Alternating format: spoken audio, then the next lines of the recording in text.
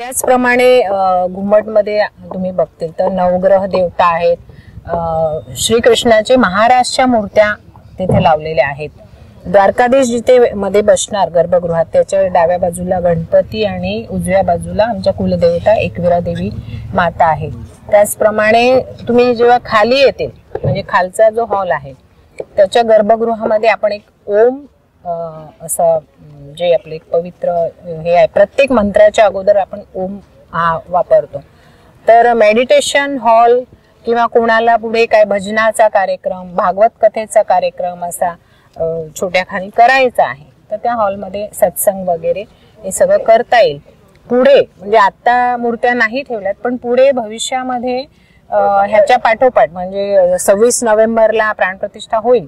त्याच्या पाठोपाठ भारतामधील जे प्रसिद्ध देवस्थान आहेत जिथे लांबपर्यंत साधारण लोक जाऊ शकत नाही, म्हणजे जातातही असं नाही पण त्यांना इथे सगळे देव म्हणजे चारधाम म्हणा, देवी म्हणा, वैष्णव देवी, बद्रीनाथ, केदारनाथ, जगन्नाथपुरी असे मोठे मोठे जे धाम आहेत त्याच्या देवांच्या मूर्त्या आपण इथे स्थापित करणार आहोत.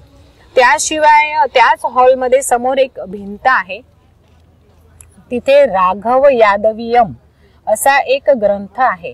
त्या ग्रंथामध्ये तुम्ही ते 30 श्लोक आहे, सरळ वाचले तर तुम्हाला रामायण मधले श्लोक मिळतील आणि उलटे वाचले म्हणजे अनुलोम विलोम ज्याला म्हणतात, विलोम वाचायला गेले तर तुम्हाला